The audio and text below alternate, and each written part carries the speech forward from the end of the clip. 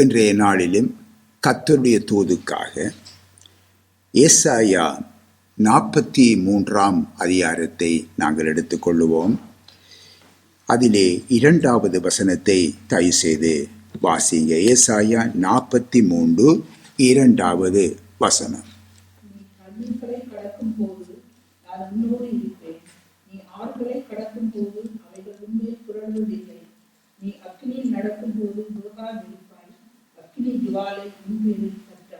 ஆமென். கர்த்தருக்கு மகிமை உண்டாவதாக. அருமையான தேவனுடைய பிள்ளைகளே, இந்த வாசித்த வேத பகுதி நமக்கு ஒரு உற்சாகத்தை தருகிறது அல்லவா? சோர்ந்து போயிருக்கும் நம்முடைய வாழ்க்கையை தட்டி எழுப்புவதாக இந்த வார்த்தை இருக்கிறது அல்லவா? ஆம், நிச்சயமாக நம்முடைய சோர்ந்து போயிருக்கும் வாழ்க்கையை தட்டி எழுப்புகிறது. இஸ்ரவேலருக்கு தேவன் வாக்களித்திருக்கிறார். இந்த வார்த்தையை நீங்க வாசிக்க கேட்டீங்க. இந்த இஸ்ரவேலருக்கு தேவன் வாக்களித்தபடியே இந்த இஸ்ரவேல் இன்னும் பாதுகாப்போடு இருக்கிறது என்பதை நாம் புரிந்து கொள்ளலாம் அல்லவா? ஆம், இன்றைக்கு ஆவிக்குரிய இஸ்ரவேலராக நாம் இருக்கிறோம். இந்த ஆவிக்குரிய இஸ்ரவேலராகிய நாம் இந்த வாக்குத்தத்தத்துக்கு சுதந்திரமாய் இருக்கிறோம் என்று நாம் அறிய வேண்டும். அதற்காக நாம் கலாத்தியரிலே 3ஆம் அதிகாரத்திலே 29வது வசனத்தை தயவு செய்து வாசியுங்க. நீங்கள் கிறிஸ்துவின் உடையவர்களானால் ஆபிரகாமின் சந்ததியாராயும் வாக்குத்தத்தத்தின்படியே சுதந்திரராயும் இருக்கிறீர்கள். கர்த்தருக்கு மகிமை உண்டாவதாக. நன்றாக வார்த்தையை கவனியுங்க. நீங்கள் கிறிஸ்துவின் உடையவர்களானால், கிறிஸ்தவர்கள் அல்ல, கிறிஸ்துவின் உடையவர்களானால் நீங்கள் ஆபிரகாமின் சந்ததியாராயும் வாக்குத்தத்தத்தின்படியே சுதந்திரராயும் இருக்கிறீர்கள். கர்த்தருக்கு மகிமை உண்டாவதாக. அருமையானவர்களே, இன்றைக்கு நாம் கிறிஸ்துவின் உடையவர்களாக இருக்கிறோம். அருமையானவர்களே,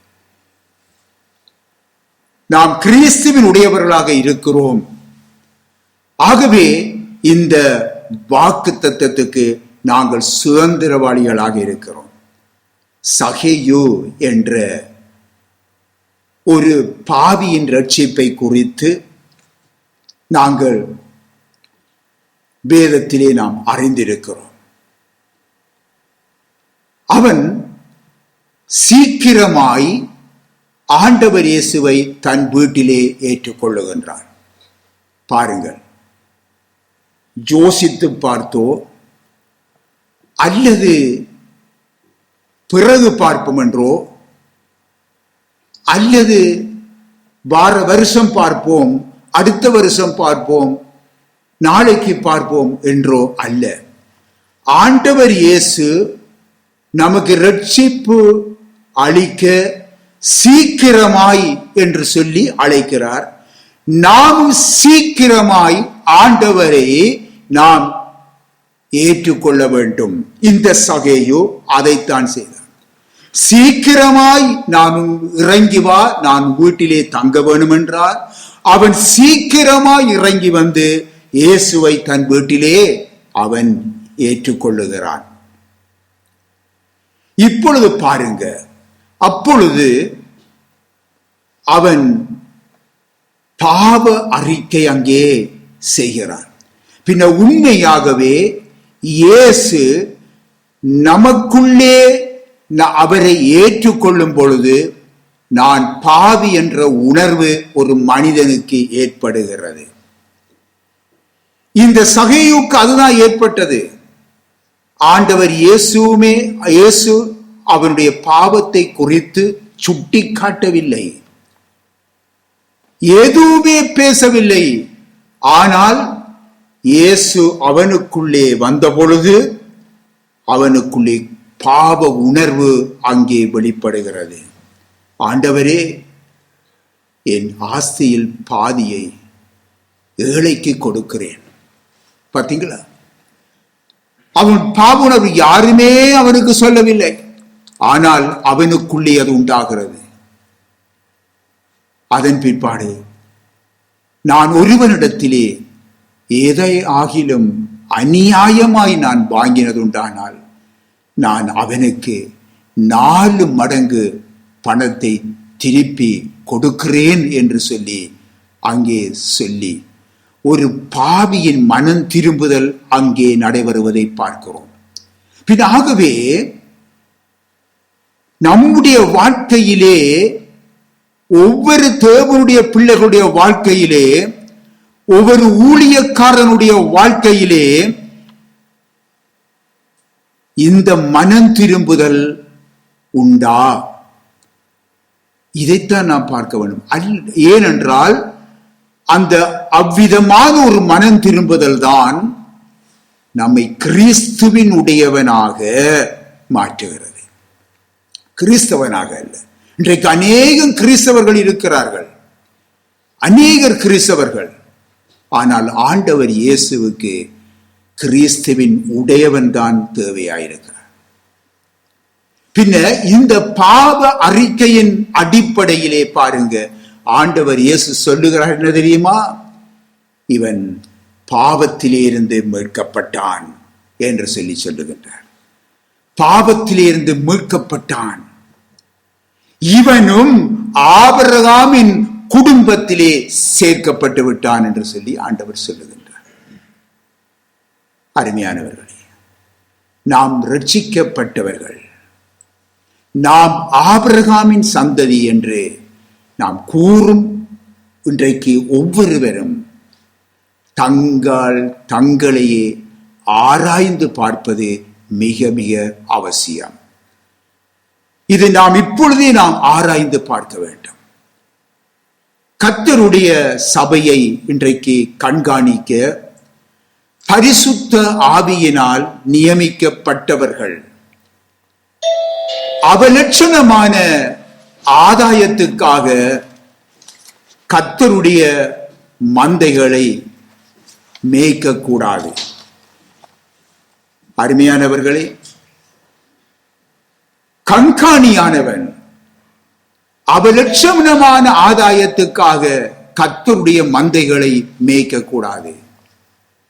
இன்றைக்கு நீங்கள் சத்தியத்தை நீங்கள் அறிந்திருக்கிறீங்க. இன்னமாக நினைவூட்டுகிறேன், இன்றைக்கு முழு நேர ஊழியம், பகுதி நேர ஊழியம் என்று கர்த்தரின் வேதத்திலே இல்லை. அருமையானவர்களே, இன்றைக்கு பொதுவாக மனுஷருடைய ஒவ்வொருடைய கிறிஸ்தவ வாழ்க்கையிலே இவ்விதமான வார்த்தைகளை நாங்கள் காணலாம்.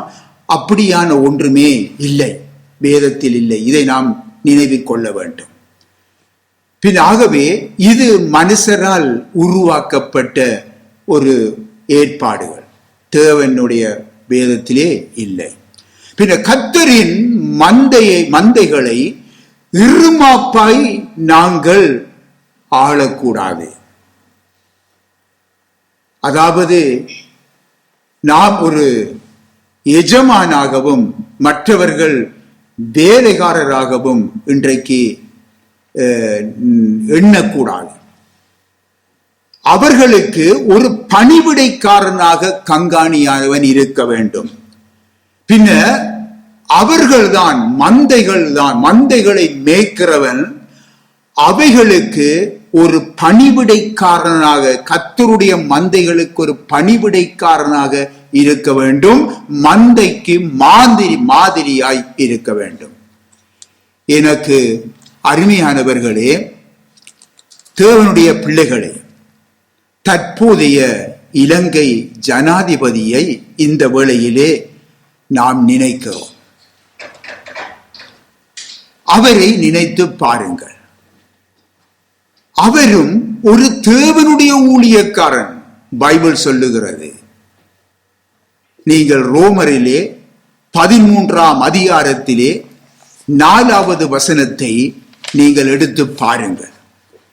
அவரும் ஒரு தேவனுடைய ஊழியக்காரன். அவர் அதை அறியாமல் இருக்கலாம். கிறிஸ்துவின் உடையவர்களாகிய நாம் அறிந்திருக்கிறோம். சத்தியத்தை அறியாத அந்த நாட்டின் தலைவன் எப்படி நடக்கிறார் என்பதை நாம் எல்லோருக்கும் இன்றைக்கு தெரியாமல் இல்லை. நீங்கள் கவனிக்கிறீர்கள் தானே? தான் மக்களின் ஒரு சேவகனாக தன்னை அங்கே தாழ்த்தி இருப்பதை நாங்கள் பார்க்கிறோம். மக்களுடைய பணம் தனக்கு சொந்தம் அல்ல, அந்த நாட்டுக்கு சொந்தம். அந்த மக்கள் வாழுகிற அந்த நாட்டுக்கு சொந்தம். அது அவர்களுடைய சொத்து என்று சொல்லி எவ்வளவு பயத்துடன் அதை கையாளுகிறார் என்பதை நீங்கள் பார்க்கிறீர்கள் தானே? அவர் தன்னை உயர்த்தவில்லை. மக்கள் தன்னை புகழ வேண்டும் என்று அவர் எதிர்பார்க்கவும் இல்லை.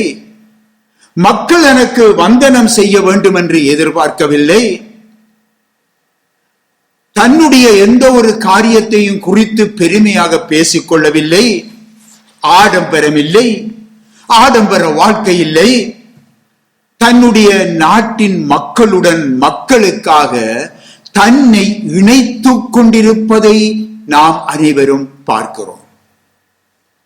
அருமையானவர்களே, தேவனை அறியாத, ரட்சிப்பு அடையாத இலங்கை தேசத்தின் தற்போதைய ஜனாதிபதியின் அந்த சாட்சி எவ்வளவு ஒரு மேன்மையாக உள்ளது என்று சொல்லி நாங்கள் காணுவோமாயின், கர்த்தருடைய சபையை, அதாவது அவருடைய மந்தையை, கர்த்தருடைய மந்தையை மேய்ப்பதற்கு கண்காணியாக பரிசுத்த ஆவியானவர் நம்மை வைத்திருக்கிறாரே, நியமித்திருக்கிறாரே.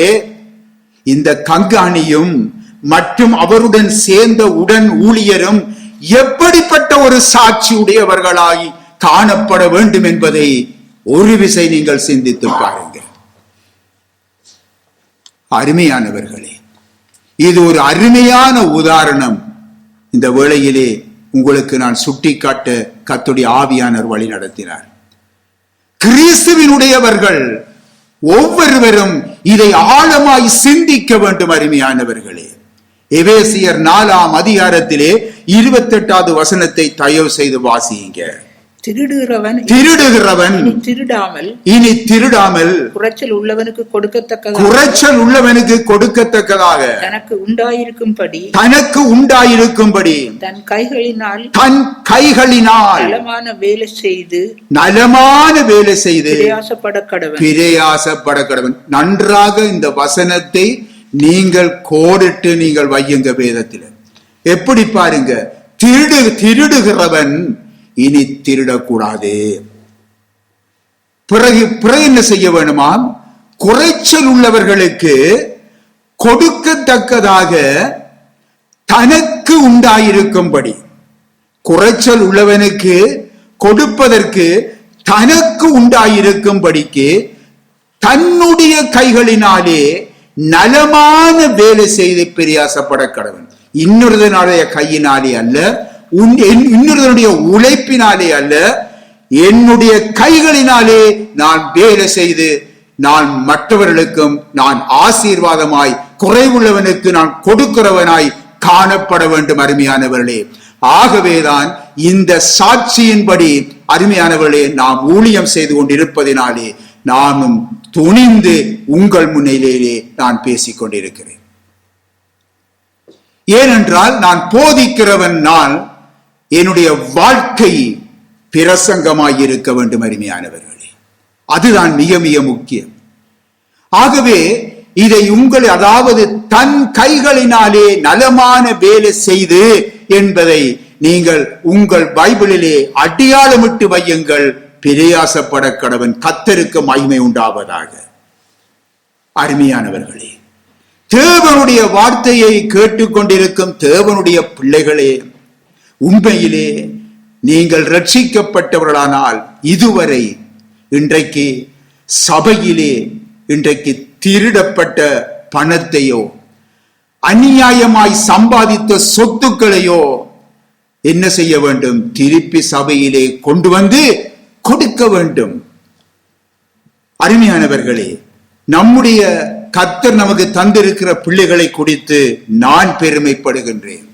அருமையானவர்களே, ஏனென்றால் இன்றைக்கு நீங்கள் ஒவ்வொருவரும் எவ்விதமாக நீங்கள் உண்மையாகவே நீங்கள் பிரயாசப்பட்டு உங்களுடைய கைகளினாலே பிரயாசப்பட்டு, அருமையானவர்களே, நீங்கள் எப்படி கொடுக்கிறீர்கள் என்பதை நாம் அறிந்திருக்கிறோம். ஆகவே நான் அதை குறித்து யோவான் சொன்னது போன்று நானும் சொல்லுகிறேன். நாம் பெருமைப்படுகிறோம், சந்தோஷப்படுகிறோம். என்னுடைய பிள்ளைகள் சத்தியத்தின்படி நடக்குகிறார்கள் என்பதை அறிந்து நான் சந்தோஷப்படுகிறேன் என்று யோவான் சொன்னது போன்று, அருமையானவளே, அந்த சாட்சியையும் நான் முன்வைக்கிறேன். அருமையானவளே, சந்தோஷமாய் முன்வைக்கிறேன். ஆனால் யார் சபையிலே திருடுகிறார்களோ, சபை பணங்களை திருடுகிறார்களோ, அந்த மந்தைகள் கர்த்தருக்கென்று கொடுத்த பணத்தை திருடுகிறார்களோ, அதன் மூலமாக பல சொத்துக்களை சம்பாதித்திருக்கிறார்களோ, அவர்கள் எல்லாரும் திருப்பி சபையிலே அவைகளை கொண்டு வந்து கொடுக்க வேண்டும். அப்பொழுதுதான் அவன் கிறிஸ்துவுக்குரியவன், கிறிஸ்துவினுடையவன். இன்னுமாக பிறனிடத்திலே நாம் ஏதாவது நாங்கள் அநியாயமாய் நாங்கள் வாங்கியிருந்தால், அநியாயம் செய்திருந்தால், நாங்கள் அவனிடத்திலே சென்று அந்த அநியாயத்துக்கு ஈடு செய்து அவனுக்கு நாங்கள் கொடுத்து உதவ வேண்டும். அப்பொழுதுதான் நாம் கிறிஸ்துவின் உடையவர்களாக, ஆபிரகாமின் சந்ததிகளாக நாங்கள் காணப்படுவோம். அருமையானவர்களே, அருமையானவர்களே, நம்முடைய பெருமைகளை விட வேண்டும். நம்முடைய அந்தஸ்துகளை குறித்து மேன்மை பாராட்டுதலை விட வேண்டும். நான் போற இடங்களில் எல்லாம் என்னை பெருமைப்படுத்த வேண்டும், மற்றவர்கள் பெருமைப்படுத்த வேண்டும், மற்றவர்கள் எனக்கு தூபம் போட வேண்டும் என்று சொல்லி நாம் ஒரு பொழுதும் இருக்கக்கூடாது. அருமையானவர்களே, இன்று இலங்கை தேசத்தின் ஜனாதிபதி, இயேசுவை அறியாத ஒரு ஜனாதிபதி, இரட்சிப்படியாத ஒரு ஜனாதிபதியை சாட்சி வைத்து முன்னுக்கு சொல்லுகிறேன். அருமையானவர்களே, அந்த கிருபை ஆண்டவர் தந்திருக்கிறார். ஆண்டவர் பரிசுத்த ஆவியானவர் தந்திருக்கிறார். அருமையானவர்களே, அந்த ஆட்சியை நிச்சயமாக தலைவனையும் அந்த ஆட்சியாளர்களையும் ஆசீர்வதிக்க வேண்டும் என்று நாங்கள் எப்பொழுதும் நாங்கள் ஜெபிக்கிறோம். நீங்களும் ஜெபிக்க வேண்டும். அருமையான பிள்ளைகளை, ஒரு அருமையான உதாரணத்தை கர்த்தர் தந்திருக்கிறார்.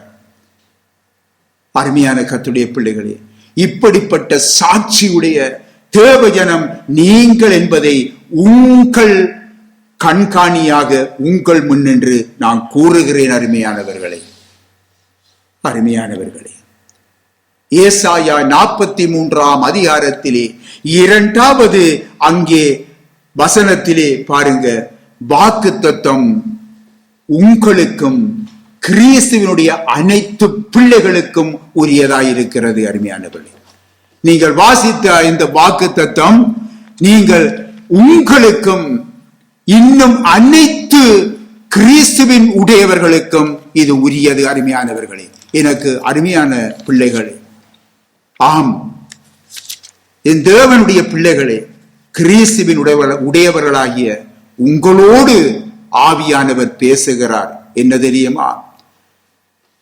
உங்களுடைய வாழ்க்கையிலே நீங்கள் பலவிதமான பாடுகள் ஊடாக நீங்கள் சென்று கொண்டிருக்கிறீர்கள். பலவிதமான வேதனைகளை சுமந்து கொண்டிருக்கிறீர்கள். உங்களுடைய அனுதின வாழ்க்கையிலும் ஊழிய பாதையிலும் கூட போராட்டங்கள், துரோகங்கள், நிந்தைகள், கேலிகள், பரியாசங்கள், இன்னும் பகைகள், வஞ்சகனைகள், எதிர்ப்புகள், இப்படியெல்லாம் சொல்லிக் கொண்டு போகலாம். இன்னமாக சொல்ல வேண்டியதென்றால், உங்களுடைய பிள்ளைகள், உறவினர்கள் உங்களை வெறுக்கின்றார்கள். இயேசு கிறிஸ்துவின் நாமத்தின் நிமித்தமாக, சத்தியத்தின் நிமித்தமாக இவர்கள் உங்களை வெறுக்கிறார்கள். ஏன் நண்பர்கள் கூட இன்றைக்கு உங்களை கைவிட்டிருக்கிறார்கள், உங்களை வெறுத்து தள்ளுகிறார்கள். ஏன் ஏன் அருமையானவரே, தண்ணீரையும் அக்கினியையும் கடந்து போவது ஏன்? இந்த கேள்வியோடு அருமையானவர்களே, இந்த கேள்வியோடு நீங்கள் கொஞ்சம் சிந்தித்து பாருங்கள். உங்கள் ஆவிக்குரிய வாழ்க்கையிலே, இன்றைக்கு ஊழிய பாதையிலே இந்த கேள்வியோடு தடுமாறி கொண்டிருக்கிறீங்க, சோர்ந்து போய் கொண்டிருக்கிறீங்க, விசுவாசத்திலே கூட தளர்ந்து போய் இன்றைக்கு பலவீனம் அடைந்து போய் இருக்கிறீங்க. யாருக்கும் சொல்ல முடியாது. யாரிடத்திலே சொல்லுவேன், என்னுடைய வேதனையை யாரிடத்திலே சொல்லுவேன் என்று கூட இன்றைக்கு ஏங்கிக் கொண்டு நீங்க இருக்கிறீர்கள். ஆவியானவர் உங்களுக்கு ஒரு விசேஷ செய்தி ஒன்றை தருகிறார். அதுதான், அருமையான கர்த்தருடைய பிள்ளைகளே, தேவன் உங்களை புடமிடுகிறார். தேவன் உங்களை புடமிடுகிறார். சங்கீதம் 66வது அதிகாரத்திலே 10வது வசனத்திலே நீங்கள் வாசித்து பாருங்கள். தேவ மனுஷர் அங்கே சொல்லுகிறார்கள், தேவனே எங்களை சோதித்தீர், வெள்ளியை புடமிடுகிறது போல எங்களை புடமிட்டீர். 12ஆம் வசனத்திலே பாருங்கள், மனுஷரை எங்கள் தலையின் மேல் ஏறி போக பண்ணினீர், தீயையும் தண்ணீரையும் கடந்து வந்தோம், செழிப்பான இடத்திலே எங்களை கொண்டு வந்து விட்டீர் என்று பாடுகிறார்கள். அருமையானவர்களே, ஆம், அந்த செழிப்பான அந்த இடத்தை உங்களுக்கு தருவதற்காக உங்களை கர்த்தர் சோதித்து புடமிட்டு கொண்டிருக்கிறார் என்பதை நீங்க மறக்காதீங்க. ஆகவே நீங்க சோர்ந்து போகாதீங்க. அந்த புடமிடுதலுக்கு உங்களை சந்தோஷத்தோடு உங்களை ஒப்புக் கொடுங்க. அருமையானவர்களே, கர்த்தர் இயேசு தம்மை விட்டு பிரிய போகிறார் என்று இந்த சீஷர்கள் உணர்ந்து கொள்றதை ஆண்டவர் உணர்ந்துட்டார்.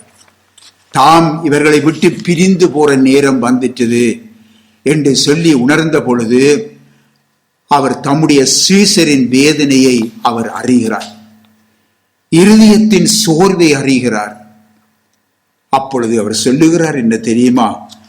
ஒரு அருமையான ஒரு வார்த்தை, உங்களுடைய இருதயம் கலங்காதிருப்பதாக. தேவனிடத்திலும் என்னிடத்திலும் விசுவாசமாயிருங்கள் என்று சொல்லி ஆண்டவர் இயேசு சொல்லி, என் பிதாவின் வீட்டில் அநேக வாசஸ்தலங்கள் இருக்கின்றன, நான் போய் உங்களுக்காக அந்த ஸ்தலத்தை ஆயத்தம் பண்ணின பின்பு நான் இருக்கிற இடத்திலே நீங்களும் இருக்கும்படியாக நான் மறுபடியும் வந்து உங்களை என்னிடத்திலே சேர்த்து கொள்ளுவேன் என்று சொல்லி இயேசு அவர்களை பலப்படுத்துவதை பார்க்கிறோம்.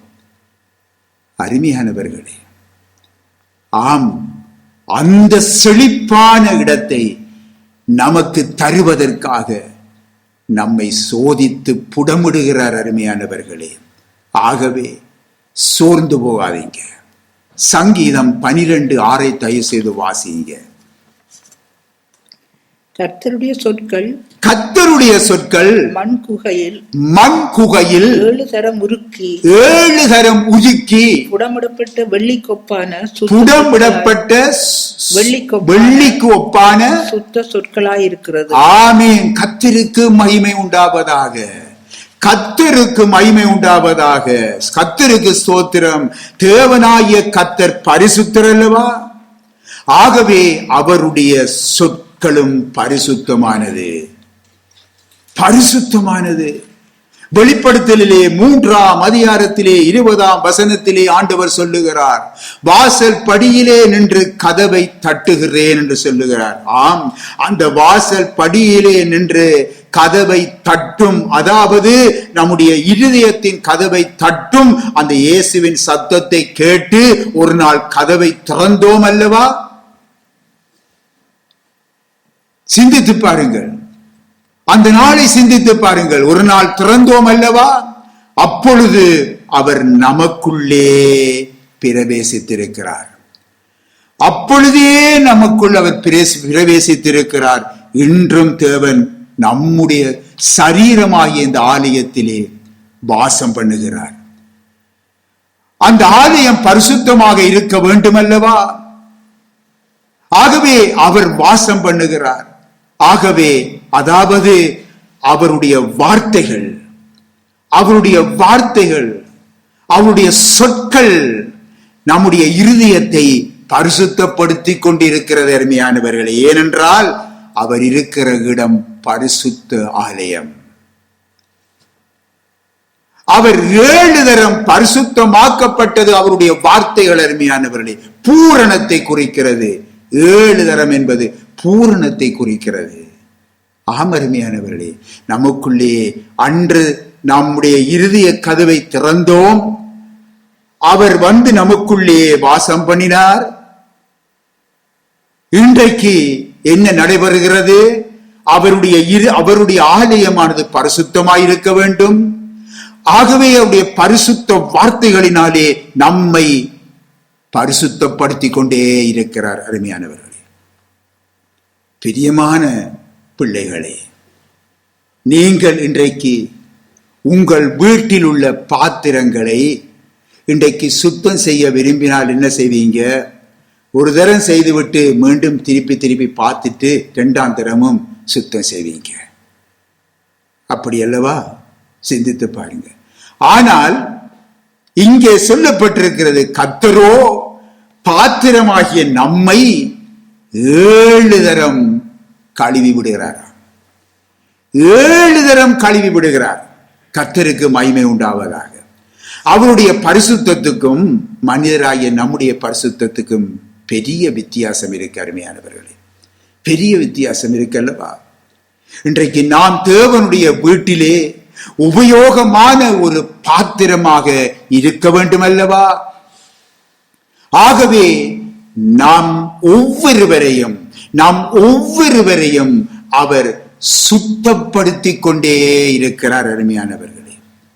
ஆகவே சோர்ந்து போகக்கூடாது. ஏன் எனக்கு இந்த பிரச்சனை? ஏன் எனக்கு இந்த வேதனை? ஏன் என்னை மக்கள் வெறுக்கிறார்கள்? ஏன் எனக்கு என்னுடைய நண்பர்கள் என்னை வெறுத்து விட்டிருக்கிறார்கள்? நான் தனிமையாக இருக்கிறேனே என்று சொல்லி நீங்கள் சோர்ந்து போக வேண்டாம். நாம் ஒவ்வொருவரும் அவரால் புடமிடப்படுவது அவசியம். புடமிடவிடுதலுக்கு நம்முடைய வாழ்க்கையை அவருக்கு ஒப்புக் கொடுக்க வேண்டும். இந்த மண் உலகம் உங்களையும் எங்களையும் அங்கே உருக்கும் குகையாக இருக்கிறது. ஆனாலும் சோர்ந்து போக வேண்டாம். இந்த மண் உலகம் நாம் எல்லோரையும் உருக்கின்ற குகைதான். சோர்ந்து போக வேண்டாம். ஏனென்றால் கர்த்தருடைய சொற்கள் நம்மை தாங்குகிறது. கர்த்தருக்கு மகிமை உண்டாவதாக. எனக்கு அருமையான பிள்ளைகளே, கவனியுங்க. ஆகவே அவருடைய வார்த்தைகள் நம்மை புடமிட மனப்பூர்வமாக ஒப்பு கொடுக்க வேண்டும். நீங்கள் ஒரு தடவை எடுங்கள் பார்ப்போம். சகரியா 13ஆம் அதிகாரம். எல்லோரும் எடுங்க. முக்கியமான ஒரு வசனம். சகரியா 13ஆம் அதிகாரம் 1102 பைபிளிலே, தமிழ் பைபிளிலே 1102, சகரியா 13ஆம் அதிகாரம்.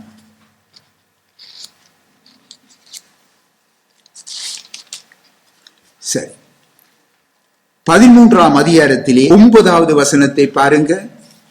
9வது வசனம்.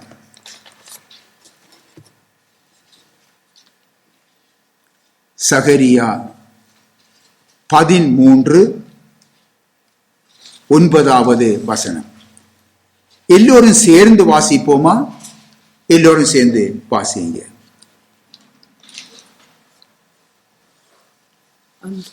பொருங்குவா. சகரியா 13ஆம் அதிகாரம் 9வது வசனம். எல்லாரும் சேர்ந்து வாசிங்க.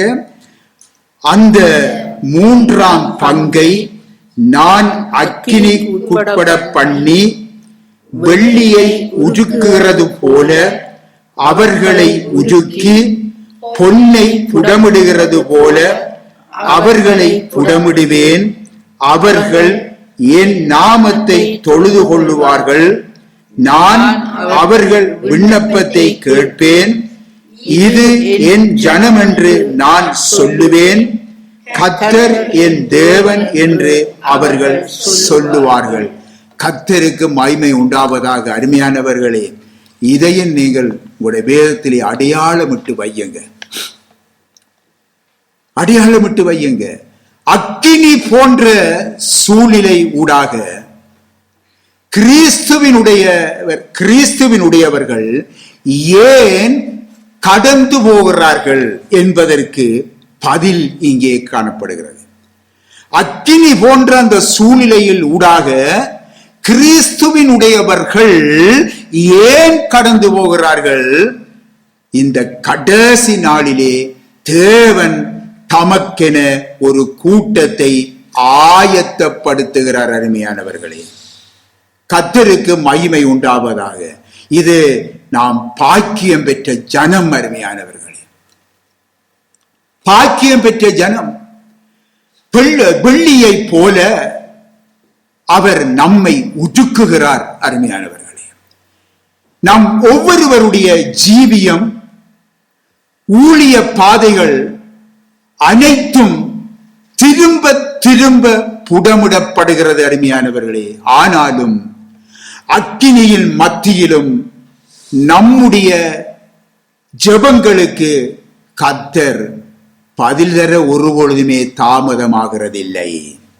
அந்த சூழ்நிலையிலும் கர்த்தர் நம்முடைய ஜெபங்களுக்கு பதில் தந்து கொண்டிருக்கிறார். நீங்கள் ஆராய்ந்து பாருங்க, ஒவ்வொருவரும் ஆராய்ந்து பாருங்க. இயேசுவின் நாமம் நமக்கு விலையேற பெற்ற நாமமாக பிரகாசித்துக் கொண்டுதான் இருக்கிறது. அருமையானவர்களே, சாத்ராக், மேசாக், ஆபேத்நேகோ என்ற அந்த தேவதாசர்களை நீங்கள் உங்களுக்கு தெரியும். இந்த தேவதாசர்கள் பாருங்கள், 7 மடங்கு சூடாக்கப்பட்ட அந்த அக்கினி சூளையிலே அவர்கள் வீசப்பட்டார்கள். ஆனால் அப்பொழுது அவர்களுடன் கர்த்தர் கூடவே அவர்களோடு அக்கினி சூளையிலே இருந்தார் என்று சொல்லி புறஜாதிகள் கண்டுகொண்டாங்க. இதனால் அந்த தேவதாசர்களை அக்கினி எதுவுமே செய்யவில்லை. ஏன்?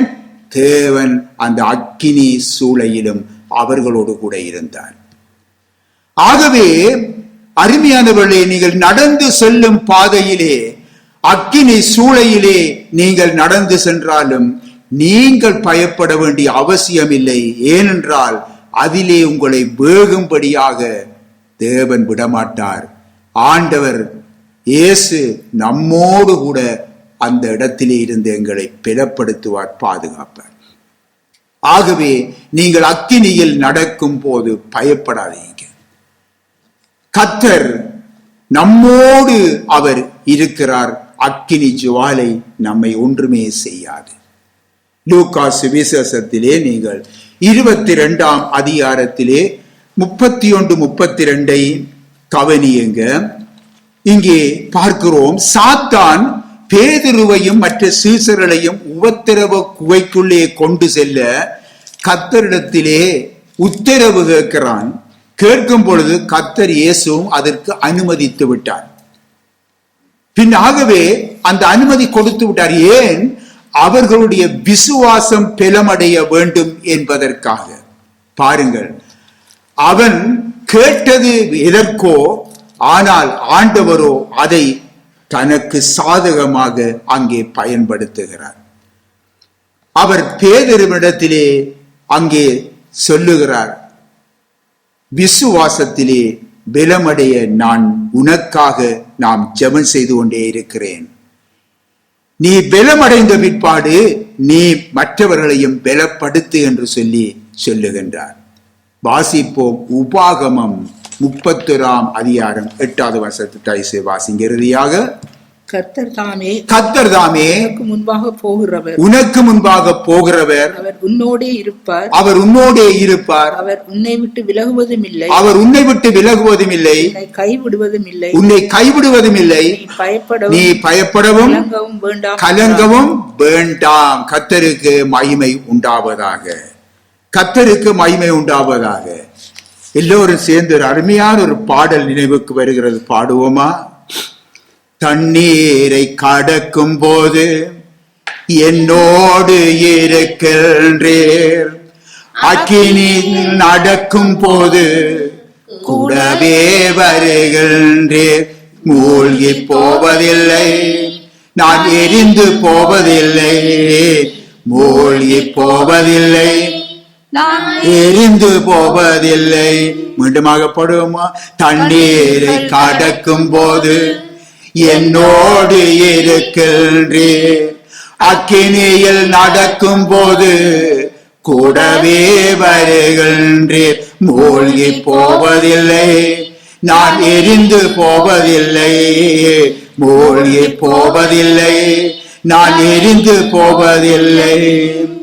என் மேல் அன்பு கூர்ந்து எனக்காய் இரத்தம் சிந்தி, என் மேல் அன்பு கூர்ந்து எனக்காய் இரத்தம் சிந்தி, என் பாவம் கழுவி விட்டீரே, எனக்கு விடுதலை தந்து விட்டீரே, என் பாவம் கழுவி விட்டீரே, எனக்கு விடுதலை தந்து விட்டீரே. நன்றி ஐயா, நன்றி ஐயா, நன்றி ஐயா, நன்றி ஐயா.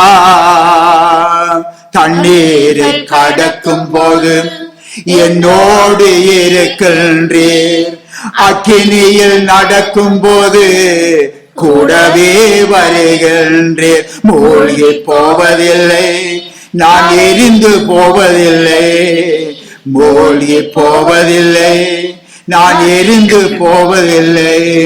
உமது பார்வையிலே விலையேற பெற்றவர் நான், உமது பார்வையிலே விலையேற பெற்றவர் நான், மதிப்புக்கு உரியவன் நானே, தினம் பாடி மகிழ்ந்திடுவேனே, மதிப்புக்கு உரியவன் நானே, தினம் பாடி மகிழ்ந்திடுவேனே. நன்றி ஐயா, நன்றி ஐயா, நன்றி ஐயா, நன்றி ஐயா. பிரியமான தேவனுடைய பிள்ளைகளே, கர்த்தர் நம்மை புடமுடும் வழி கடினமான வழிதான், கடினமான வழிதான். வலையிலே சிக்கிக்கொண்ட மீன் இருக்குது பாருங்க, அது என்ன செய்யும்? சிக்கிக்கொண்டனே தப்புறதுக்கு வழியை பார்க்கும். அதே மாதிரி இந்த வலையிலே சிக்குண்ட அந்த மீன் தப்புறதுக்கு வழி தேடுறது போல நாம் நம்மை புடமிடும் வழியிலே இருந்து நாம் தப்பிக்கொள்ள வேண்டும் என்று நாம் அந்த வழியிலே காணப்படாமல், அந்த மீனை போன்ற அந்த வழியிலே காணப்படாமல் அந்த புடமிடுதலுக்கு நம்மை ஒப்பு கொடுப்போம். அருமையானவர்களே, இந்த வேளையிலும் அவர் நம்மை விட்டு அவர் நிச்சயமாக ஒதுங்கி இருக்க மாட்டார். அவர் நம்மோடு கூடத்தான் அவர் இருக்கிறார். அருமையானவர்களே, ஏன் செழிப்பான இடத்துக்கு அவர் நம்மை கொண்டு வந்து சேர்ப்பதற்காக. விசுவாசிப்போம். இதை நாம் விசுவாசிக்க வேண்டும் அருமையானவர்களே. விசுவாசத்தினாலே நீதிமான் பிழைப்பான். பின்னாகவே நாம் விசுவாசத்திலே நாம் தளர்ந்து விடக்கூடாது. ஆண்டவர் இயேசு சொன்னார், என்ன தெரியுமா? நான் வரும் பொழுது விசுவாசத்தை காண்பாரோ, விசுவாசத்தை காண்பாரோ என்று சொல்லி அங்கே சுட்டி காட்டுகிறார். அருமையானவர்களே, விசுவாசங்கள் குன்றி போகிற பயங்கரமான காலம். நாம் அந்த வலைக்குள்ளே சிக்கிக் கொள்ளக்கூடாது. கர்த்தரில் மேல் கொண்டுள்ள விசுவாசத்திலே நாம் இன்னும் பெருக வேண்டும். புடமிடப்பட்ட ஜனங்கள் அவருக்கு தேவை. இந்த உலகத்திலே புடமிடப்பட்ட ஜனங்கள் தான் அவருக்கு தேவை. அருமையானவர்களே, மறு உலகத்திலும் அவர்கள் தான் தேவை. இது என் ஜனம் என்று நான் சொல்லுவேன் என்று சொல்லுகிறார் அல்லவா? கர்த்தர் என் தேவன் என்று அவர்கள் சொல்லுவார்கள் என்று சொல்லி பாருங்க, கர்த்தர் சொல்லுகிறாரே. பாத்தீங்களா? புடமிடப்பட்ட யோபு முடிவிலே என்ன நிலையை அடைந்தார் என்று உங்களுக்கு தெரிந்தானே. அழிந்து போனாரா? இல்லையே. முன்னிலைமையை பார்க்கிலும் அவருடைய பின் நிலைமை இரட்டத்தனையாக அவருக்கு கிடைத்தது. பாத்தீங்களா? தேவனுடைய பிள்ளைகளே, இரட்டிப்பான ஆசீர்வாதம் உங்களுக்கு காத்திருக்கிறது. அதை மறந்து விட வேண்டாம். நெருப்பிலே உருகும்படியாக இன்றைக்கு இடப்பட்ட தங்கம் தான் என்ன செய்கிறது? அழகிய சுத்த பொன்னாக மாறுகிறது. எல்லோரும் விரும்பப்படுகிற அழகிய ஆபரணங்களாக உருவாகிறது. அன்று ஐசுவரியவானுடைய வாசலிலே கிடந்த அந்த லாசரு என்பவனை குறித்து நீங்கள் எல்லாரும் அறிவீங்க. ஆபிரகாமின் குமாரனாய் இருந்தான் என்று நாம் அவனை அறிய முடிகிறது. அவன் தேவனாலே புடமிடப்பட்டான் என்பதை ஆவியானவர் வெளிப்படுத்தி தருகிறார். இந்த வேளையிலே அருமையானவர்களே, ஆவியானவர் வெளிப்படுத்தி தருகிறார். எப்படி? அவனுடைய வாழ்க்கை தரித்திரம். இன்னொரு புறம் பசி, பட்டினி, சரீர வியாதி. அவனை விசாரிப்பார் யாருமே இல்லை. அவனுக்கு உதவி செய்வார் யாரும் இல்லை. பசியோடு வாடினான். இறங்குவார் கூட யாரும் இல்லை. அவனை ஏறெடுத்து பார்ப்பார்கள் யாருமே இல்லை. ஆனாலும் அவன் யோபுவை போல அவன் ஆபிரகாமின் தேவன் பேரிலே எப்பொழுதும் நம்பிக்கையாயிருந்தான். முறுமுறுக்கே இல்லை. அவர்களை குறித்து அவன் சபிக்க இல்லை. அவன் ஆபிரகாமின் தேவன் மேல் அவன் முழு நம்பிக்கை உடையவனாக அந்த புடமிடுதலுக்கு தன்னை ஒப்பு கொடுத்திருந்தான். அவன் தேவனையோ மற்றவர்களையோ அவன் குறை சொல்ல இல்லை, தூஷிக்க இல்லை. தேவனை கைவிட்டார் என்று சொல்லி கதற இல்லை.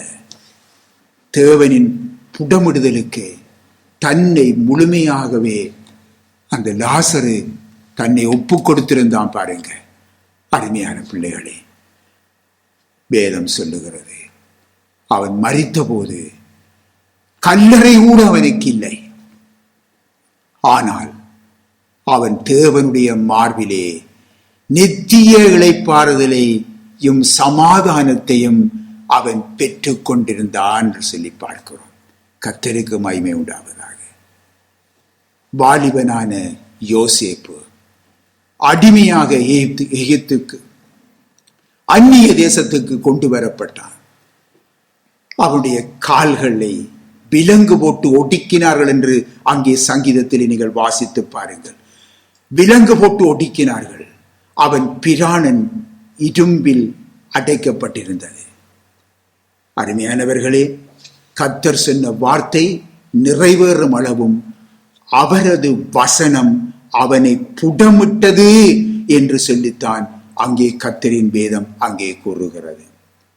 அவன் கர்த்தருடைய புடமிடுதலுக்கு தன்னை முழுமையாக ஒப்பு கொடுத்திருந்தான், அர்ப்பணித்திருந்தான். நடந்தது என்ன? நீங்கள் எல்லாரும் உங்களுக்கு தெரியும் தானே, தேவன் அவனை உயர்த்தினார். எப்படி உயர்த்தினார் என்று கூட நீங்கள் அறிவீர்கள் தானே. தேவனுடைய பிள்ளைகளே, சோதனை நேரத்திலே நீங்க சோர்ந்து போக வேண்டாம். ஒரு காரியம், நீங்கள் நினைத்த காரியம் தாமதிக்கிறது என்றால் நீங்கள் சோர்ந்து போறீங்க. இல்ல, சோர்ந்து போக வேண்டாம், முறுமுறுக்க வேண்டாம். யோபுவை போல நீங்கள் கர்த்தருக்கு ஸ்தோத்திரம் செலுத்தி அவரை மகிமைப்படுத்துங்க. எந்த நேரம் அவரை மகிமைப்படுத்தி நீங்கள் மகிழுங்க. இன்றைக்கு வெள்ளியை உருக்குவது போல அவர் உன்னை உருக்கட்டும், உங்களை உருக்கட்டும். அவர் உன்னை 7 தடவையாக புட்டமிடட்டும். விட்டுக் கொடுங்க. இறுதியிலே ஒரு விசுவாசித்த ஒரு ஆசீர்வாதத்தை நீங்கள் நிச்சயமாக பெற்றுக் கொள்வீங்க. வாக்களித்தவர் அவர் ஒருபொழுதுமே வாக்கு மாற மாட்டார். நிச்சயமாகவே அவர் தன்னுடைய வாக்கை நிறைவேற்றுவார். அருமையானவர்களே, எல்லோரு சேர்ந்து பாடுமா?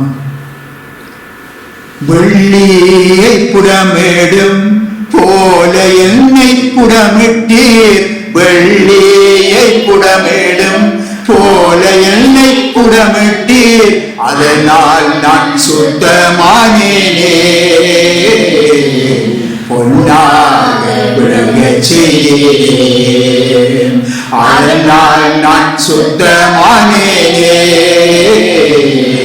பொன்னாக விளங்கச் செய்தேனே.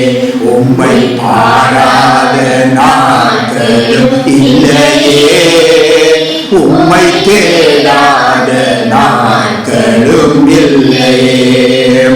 உம்மை பாடாத நாட்களும் இல்லையே, உம்மை தேடாத நாட்களும் இல்லையே.